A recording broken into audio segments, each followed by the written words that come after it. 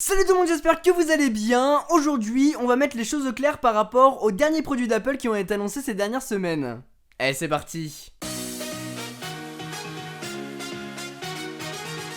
Vous le savez sûrement, Apple a fait un keynote il y a quelques semaines de ça, annonçant les nouvelles versions de iOS, iPadOS, macOS, mais aussi des nouveaux produits comme le Mac Pro, le Apple Pro Display XDR, ainsi qu'une semaine auparavant, un nouvel iPod Touch, qui n'a d'ailleurs rien à voir avec le keynote. Mais vu qu'on va en parler, il fallait le préciser. Juste avant de commencer, je tenais à préciser que je ne suis absolument pas là pour défendre la marque, qui a d'ailleurs fait une communication de merde autour de certains produits, mais bon, je trouve que les gens ne comprennent pas l'avantage de ces derniers. Chacun a son point de vue et je le respecte totalement, mais je ne suis absolument pas d'accord avec les tonnes de conneries que j'ai pu lire ou voir depuis ces dernières semaines. D'où cette vidéo. Petite parenthèse, vous étiez très nombreux à me demander une vidéo sur toutes les dernières nouveautés qui ont été annoncées par Apple, en termes d'OS notamment. Peut-être que j'en ferai une à la rentrée une fois qu'iOS 13 sera sorti de version publique. On verra, pour l'instant c'est tout buggé, donc je vais pas le faire.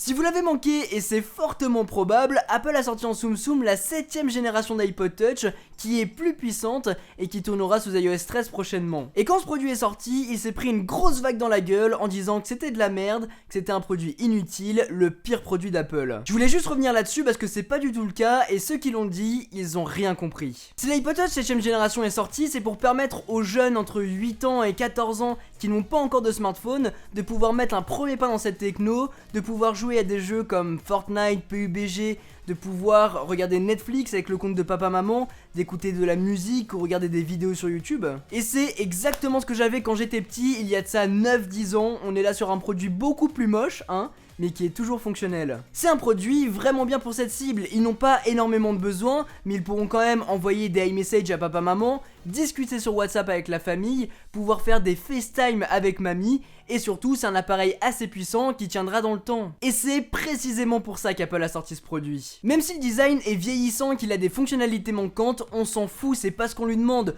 On veut que ce soit un appareil puissant, fonctionnel, qui puisse faire tourner les derniers jeux et les dernières mises à jour. Après, oui ça a un prix, le prix de mettre un premier pas dans l'univers Apple. Et c'est exactement ce que veut faire Apple avec ce produit, initier même les plus jeunes à aimer, à apprécier la marque à la pomme. Il faut choisir ce qu'on veut, on peut mettre 200€ dans une Nintendo Switch, on peut mettre des 100€ dans un iPod Touch, ça sera pour des usages différents. En tout cas, ce nouvel iPod Touch n'a rien de pourri, n'a rien d'inutile, il s'adresse juste à une cible spécifique.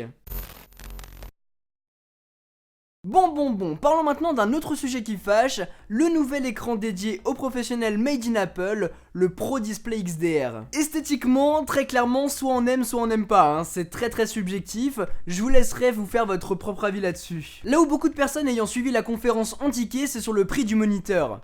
Et de son pied aussi, mais on va y revenir. 6 000 $. Oui, c'est beaucoup pour un moniteur. Non, c'est vraiment pas cher pour un moniteur professionnel. N'oubliez pas qu'Apple a présenté ce produit pendant la WWDC, la Worldwide Developers Conference. Worldwide, c'est compliqué à dire comme ça. En tout cas, une conférence dédiée aux développeurs et aux professionnels. Certes, ils nous mettent à disposition le live pour qu'on puisse découvrir les nouveautés par rapport à iPadOS, iOS, tout ce qu'on aura sur nos produits Apple à partir de septembre. Mais c'est aussi une conférence qui permet à la marque de présenter aux développeurs des nouvelles façons de coder, comment ils ont imaginé l'avenir de la réalité augmentée par exemple, et de présenter pour les professionnels de nouveaux produits. Le nouveau Mac Pro et le Pro Display XDR ne sont pas pour tout le monde. Arrêtez de penser à chaque fois que tout le monde doit pouvoir s'acheter un nouveau produit Apple. Ce n'est pas le cas. Certains produits sont réservés pour une cible bien particulière, comme l'iPod Touch pour les plus jeunes, et comme le sont le Pro Display XDR, le nouveau moniteur d'Apple, et le Mac Pro, pour les professionnels. En vérité, c'est clairement pas cher par rapport à ce que c'est. Il faut voir encore la cible à qui c'est destiné, mais par rapport à la concurrence, c'est un excellent rapport qualité-prix. On parle de Sony, on parle de Canon, qui pour un moniteur équivalent sur le papier, coûte entre 30 000 et 40 000 €. C'est un prix totalement démesuré pour un moniteur 4K HDR avec des couleurs bien gérées, etc.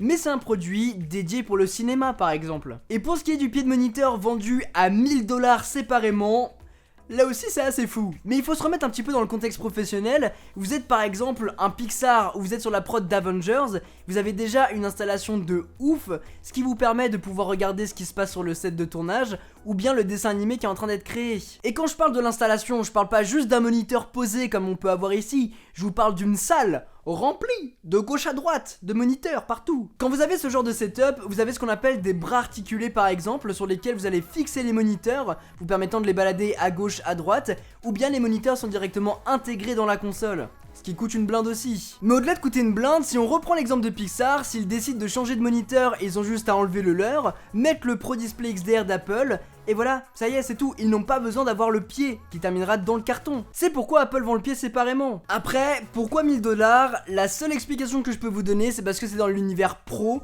et tout ce qui va s'attaquer à l'univers pro va coûter une blinde. Par exemple, vous prenez une RAID, tous les accessoires qu'il y a autour de la RAID, ça coûte entre 1000 et 2000 $, c'est un monde totalement dingue. Quoi qu'il en soit, si ce sujet vous intéresse, je vous invite fortement à regarder la vidéo de Jonathan Morrison qui est hyper intéressante. Finalement, parlons du Mac Pro. J'ai l'impression que les gens ont moins craché dessus quand même. Peut-être qu'ils étaient trop concentrés sur le pied de moniteur. Ça doit être ça. Je trouve que ce Mac Pro est une vraie bonne solution pour les professionnels qui veulent investir dans du matos, dans un ordi qui tourne du feu de Dieu. Attendez, quand même, il sera possible de faire de la lecture simultanée de 3 flux vidéo en ProRes RAW 8K. C'est totalement insane, sans compter les 28 cœurs qu'on peut mettre dedans et les 1,5 Tera de RAM. On peut avoir 32 Go. Moi je crois que j'ai 32 Go dans mon Mac. 1,5 Tera. C'est malade. Et en plus de ça, il est modulaire. Alors forcément, avec une config personnalisée, on va pouvoir avoir les mêmes performances globalement pour un prix moins cher. Mais Apple, avec ce Mac Pro, veut aller plus loin. Ils veulent aller plus loin pour s'adresser directement aux pros qui veulent travailler très vite. Le temps, c'est de l'argent dans ce domaine. Et s'ils peuvent exporter plus rapidement leurs films, leurs projets, leurs créas, ils seront donc plus productifs et ils rembourseront beaucoup plus vite leur investissement. Et c'est totalement ce qu'a voulu démontrer Apple pendant ce keynote. Il me semble même qu'ils avaient dit qu'on pouvait empiler 3 Mac Pro les uns au-dessus des autres pour décupler la puissance. C'est n'importe quoi. Et encore une fois, c'est un PC qui sera pas destiné pour les personnes comme vous et moi. C'est un PC qui coûtera très cher et qui sera destiné pour les boîtes de production, les réalisateurs, les compositeurs et tout ce monde là. Voilà en tout cas les amis pour cette vidéo, j'espère vraiment qu'elle vous a plu, j'espère qu'elle vous a aidé à y voir un petit peu plus clair sur toutes ces nouvelles sorties. Si c'est le cas, n'oubliez pas de mettre un gros pouce bleu et de vous abonner si ce n'est pas déjà fait. Encore une fois, je ne suis absolument pas en partenariat avec Apple et moi-même j'ai été surpris dans la façon dont ils ont abordé certaines choses. À une conférence publique et diffusée à énormément de monde, la WWDC est super connue comme conférence, on dit pas qu'un pied de moniteur coûte 1000 $. Faut être bête, après on sait très bien que tous les articles et toutes les vidéos vont porter sur ce sujet. Quoi qu'il en soit, n'hésitez pas à me donner votre avis dans les commentaires pour qu'on puisse en discuter et même interagir ça entre vous pour qu'on puisse débattre de tout ça. Sur ce, c'était Quentin, passez tous une très bonne journée. Tchau.